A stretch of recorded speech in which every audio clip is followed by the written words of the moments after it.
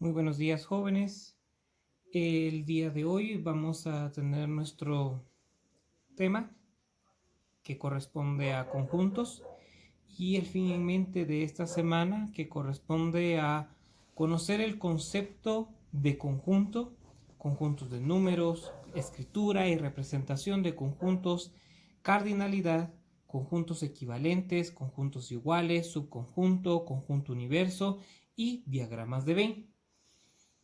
Vamos a poder tener acceso a lo que es nuestro libro en físico y ahí vamos a poder crear anotaciones y de la misma manera podremos observar otros ejemplos, así como también los ejercicios que se van a estar trabajando. Vamos a utilizar conceptos creados eh, para poder tener una mejor comprensión respecto al tema. Recordemos que los conjuntos es una colección de cosas u objetos con características definidas. Recordemos que los conjuntos básicamente respetan una regla y bajo esa regla se llena los elementos o se buscan los elementos para tener ese conjunto. Por lo tanto, la definición de conjunto que vamos a tener es la siguiente. Conjunto es una colección de cosas u objetos con características definidas, así como habíamos mencionado antes, y tenemos un pequeño ejemplo. Tenemos que vamos a realizar el conjunto de números naturales, entonces ponemos n como representante del conjunto, puede ser cualquier letra, pero siempre se da el consejo que sea una letra que represente a los conjuntos o a los elementos que están dentro del conjunto. En este caso, números naturales, sabemos que su representación es una n mayúscula, por lo tanto la estamos utilizando nuevamente. Y dentro del conjunto vamos a colocar dichos números naturales. En este caso tenemos 1, 2, 3, 4, 5, 6 consecutivamente y esta es la razón por la cual existen puntos suspensivos. Los puntos suspensivos van a indicar que el conjunto o los elementos del conjunto continúan y tienen la misma característica que los que se han colocado anteriormente. De la misma manera debemos conocer que los elementos para indicar que pertenecen o no pertenecen a un conjunto se utilizan una simbología especial. En el área de conjuntos nosotros vamos a poder observar en la página 224 de nuestro libro toda la simbología que vamos a estar utilizando. No la coloco dentro del video porque todos tenemos acceso a nuestro libro en físico. Y ahí vamos a poder ver la simbología para conjuntos, para qué pertenece, no pertenece, para tal que, para cómo representar conjunto vacío, unidad y muchas otras cosas que vamos a estar viendo durante esta semana. Por lo tanto, para indicar que un elemento pertenece o no pertenece, vamos a utilizar dos símbolos como aparecen acá. Este símbolo va a indicar que el valor o el elemento que estamos seleccionando va a pertenecer al conjunto que vamos a identificar. Y el segundo es cuando el elemento no pertenece al conjunto que nosotros tenemos. Vamos a tener el siguiente ejemplo. Tenemos que sea el conjunto A, dijimos que podía ser cualquier letra, conjunto A, que es nuestro conjunto, los valores de 2, 3, 4, 5, 8, 9 y 10. Esos son los únicos valores que existen actualmente en nuestro conjunto. No está representada una característica específica y vamos a ver más adelante a qué tipo de conjunto se está estableciendo. Pero lo que nos interesa es cómo utilizar la simbología de pertenece o no pertenece. Entonces lo que está sucediendo aquí es que me están dando un valor, 2. Y yo debo de colocar en el espacio si ese valor 2 pertenece o no al conjunto que estamos describiendo. ¿Cuál es el conjunto que estamos describiendo? Es el conjunto A. Y el conjunto A dice que tiene 2, 3, 4, 5, 8, 9 y 10. Como el 2 sí está dentro del conjunto A, entonces la simbología corresponde a pertenece. En el siguiente yo tengo, por ejemplo, 7 ¿Pertenece o no pertenece a? Yo reviso el conjunto o los elementos que se encuentran dentro del conjunto y puedo darme cuenta que el 7 no está dentro de este conjunto. Por lo tanto, su simbología sería no pertenece. Luego tenemos 6. Puedo darme cuenta que dentro del conjunto A, aquí está el conjunto A, no existe ningún 6. Por lo tanto, esta simbología sería la de no pertenece. Y de último tenemos otro ejemplo donde está el 9. Si pertenece o no pertenece al conjunto A, voy a buscar al conjunto A y me doy cuenta que el 9 sí pertenece. Por lo tanto, entonces la simbología es pertenece. Y así consecutivamente vamos a ir realizando lo que es la primera parte. En la segunda parte corresponde al conjunto de números. ¿Qué quiere decir esto respecto al conjunto de números? Vamos a estar buscando lo que es nuestra página 226 y ahí vamos a ver la descripción de lo que son los números naturales, los números enteros, los números racionales, irracionales, reales, dígitos, par, impar, primo, compuesto y múltiplo de un número. Y hay diferentes ejemplos muy puntuales en los que podemos identificar y podemos comprender cada uno de los conjuntos de los números, donde vamos a poder ver ejemplos de qué es un ejemplo de un número irracional, qué es un ejemplo de lo que son los números racionales. Y recordemos que este concepto de los diferentes tipos de números lo vimos en la primera unidad haciendo un pequeño desglose de los diferentes números que íbamos a estar viendo durante todo el año. Entonces pasamos a lo que es la escritura y representación de un conjunto. Los conjuntos se representan de dos formas y pueden ir ustedes ahí a la página 224. Vamos a estar utilizando esa simbología para poder leer cómo se representa cada una de los conjuntos. Hay dos formas o dos grupos en las que se representan estos conjuntos. La primera forma es la forma descriptiva o por comprensión y la segunda forma es la forma enumerativa o por extensión. La forma descriptiva o la forma por comprensión, que es la misma, es donde se hace mención a la característica principal de los elementos del conjunto. ¿Qué quiere decir? No nos van a dar los elementos que contiene el elemento, sino que nos van a dar las características que poseen esos elementos. Quiere decir que ahí vamos a poder colocar solo una descripción. Quiere decir que van a ser, por ejemplo, divisibles dentro de 6 o va a ser conjunto de números pares. No nos están dando los números, sino que nos están dando la descripción y por lo tanto, por comprensión, nosotros entendemos que si en la descripción dice son los números pares, sabemos que son 2, 4, 6, 8, 10 y así consecutivamente. A eso se refiere con la forma descriptiva. Y la segunda es la forma enumerativa o por extensión. Esta segunda forma es donde se enlistan los elementos del conjunto. Si algún elemento se repite, se considera solamente una vez. ¿Qué quiere decir o qué diferencia hay entre el anterior? Quiere decir que acá sí nos van a brindar a nosotros los números o los elementos que contenga el conjunto. Recordemos que no pueden ser solamente números o solamente letras, pueden ser inclusive objetos. Por ejemplo, el conjunto de una casa, podemos decir que tiene una sala, un comedor, que tiene baño, que tiene cuartos, dormitorios, terraza. Esos van a ser los elementos y estoy haciendo yo una lista de esos elementos. Por lo tanto, ese es un conjunto en su forma enumerativa, porque voy colocando. Y así como menciona la descripción, si hubiera más de un elemento repetido, solamente se considera una vez. ¿Cómo funciona eso? Regresemos al ejemplo de lo que es la casa. La casa puede tener 3, 4, 5 dormitorios, pero entonces cuando yo enlisto los elementos del conjunto casa, yo solamente voy a decir, tiene cocina, aunque la casa tenga 2 cocinas. Tiene una sala, aunque tenga 2 salas, una de espera, una de invitados. Tiene dormitorio, aunque hayan 5 miembros de la familia y cada uno tenga su propio dormitorio, se considera una sola vez. A eso se refiere. Luego vamos a tenerlo el concepto de lo que es cardinalidad. ¿Qué es cardinalidad? Cardinalidad es el número de elementos que contiene un conjunto. Quiere decir que un conjunto puede tener elementos que nosotros vamos a poder numerar. Vamos a saber que son 5, 10, 15, 20. Van a haber elementos que no vamos a poder contar por el tipo de característica que tienen.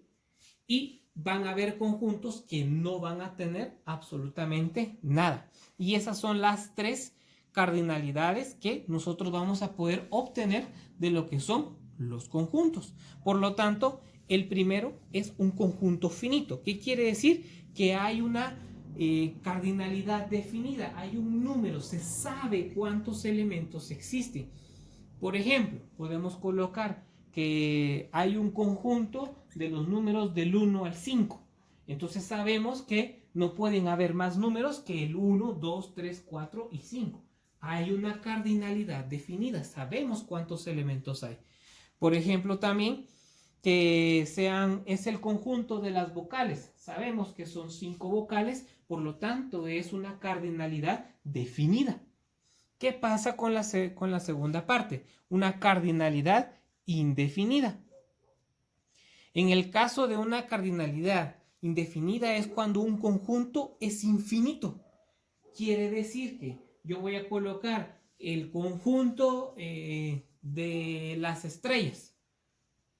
Podemos ver un par de estrellas, podemos contar miles de estrellas, pero sabemos que el universo es infinito, por lo tanto no podemos llegar a un número exacto para poder tener un conjunto completo de los elementos. Por lo tanto, esta cardinalidad no está definida, entonces se considera que es un conjunto infinito. Los ejemplos que se colocan en primarias, por ejemplo, que hay un conjunto de la arena del mar, conjunto de las estrellas del universo, son o van a ser elementos que no tienen un número específico o un tope. Por lo tanto, se considera un conjunto infinito. Y el tercero es un conjunto vacío o un conjunto nulo. ¿Qué es este conjunto vacío o conjunto nulo? Es aquel elemento que no posee elementos.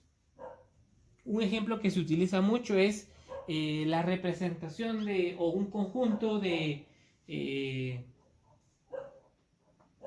unicornios. No existen unicornios más que los que se han imaginado o los que se han colocado en historietas, pero en la vida real no existe un unicornio, por lo tanto no hay ese conjunto.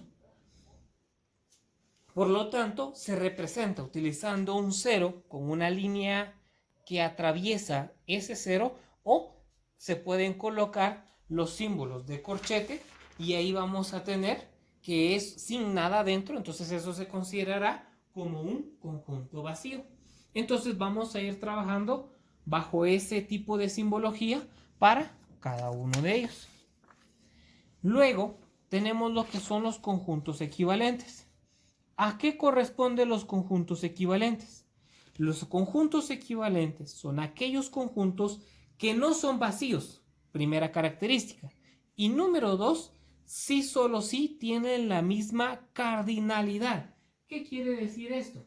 Que si en un conjunto A hay 5 elementos y en un conjunto B hay otros 5 elementos, por lo tanto son conjuntos equivalentes. Estamos hablando de la misma cantidad. A eso se refiere con conjuntos equivalentes. Quiere decir que si yo tengo en el conjunto A un canasto con 5 manzanas y en el conjunto B yo tengo a 5 estudiantes, entonces son un conjunto equivalente porque tienen la misma cantidad. Hay una manzana para cada estudiante. Y a eso se le conoce como un conjunto equivalente. ¿Cuál es su simbología? Pues es el signo de igual, podemos ver, y es la pequeña colita que se le pone a la ñ para poder representar que son equivalentes. Estamos hablando, y repito, que un conjunto equivalente es cuando tienen la misma cantidad. A eso se refiere con la cardinalidad, la misma cantidad de elementos. Luego tenemos conjuntos iguales. Ahora, aquí necesito que pongan atención porque no son la misma cosa. En conjuntos iguales hay una característica extra que se le coloca. En los conjuntos equivalentes dijimos que eran la misma cantidad, solamente eso nos interesa. Si el elemento A tiene 10, el conjunto A tiene 10 elementos y el conjunto B tiene 10 elementos, aunque no se relacionen entre sí, va a ser un conjunto equivalente. Quiere decir que si de mi lado izquierdo yo tengo un conjunto de 10 lapiceros y de mi lado derecho yo tengo un conjunto de 10 arroces, van a ser equivalentes porque la cardinalidad es la misma.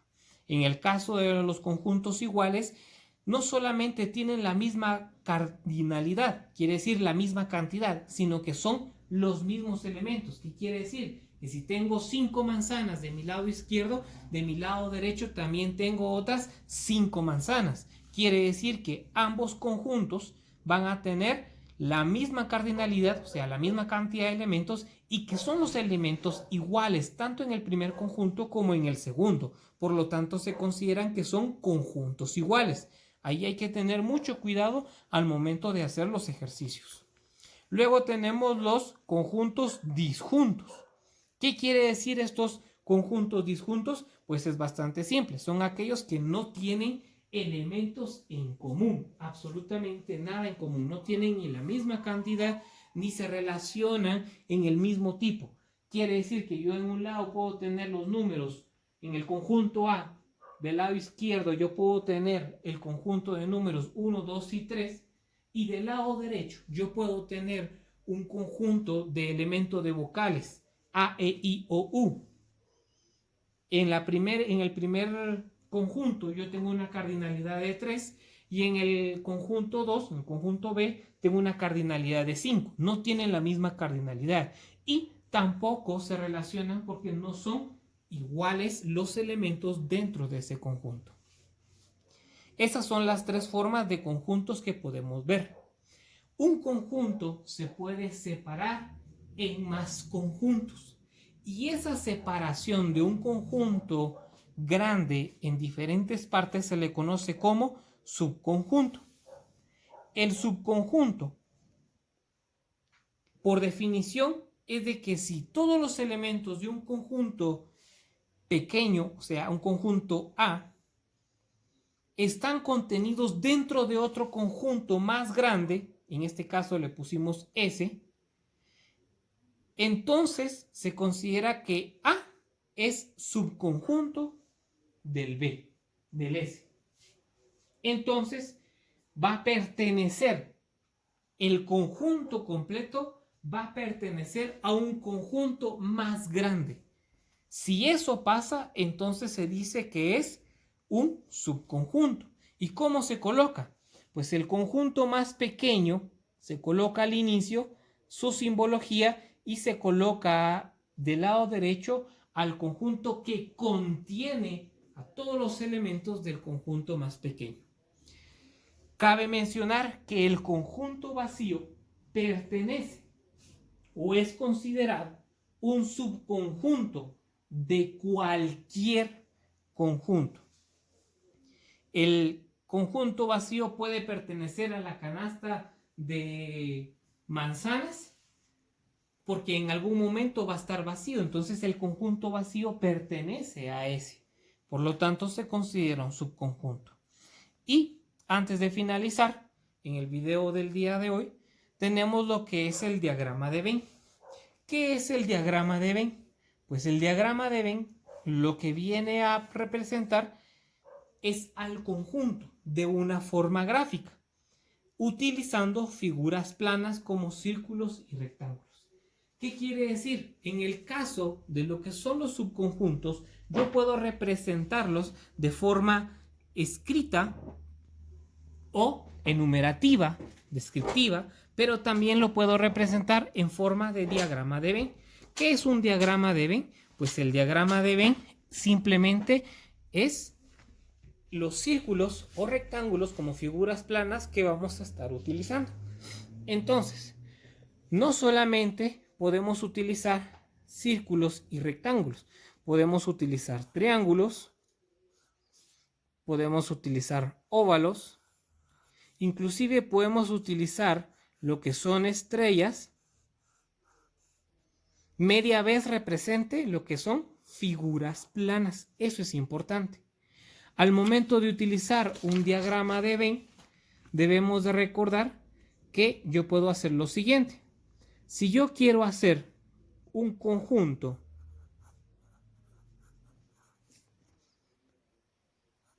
de 5 manzanas,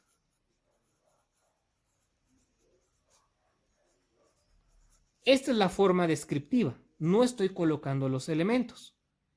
La forma enumerativa sería mi conjunto manzana, una M para representarlo, va a ser igual y voy a colocar los pequeños dibujos.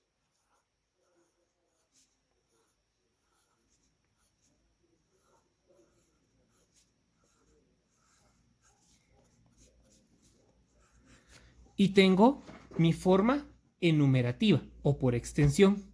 Y luego el diagrama de Venn lo que viene a hacer es sencillo. Yo puedo colocar aquí, normalmente lo que se utilizan son círculos. Y adentro voy a colocar los elementos que corresponden.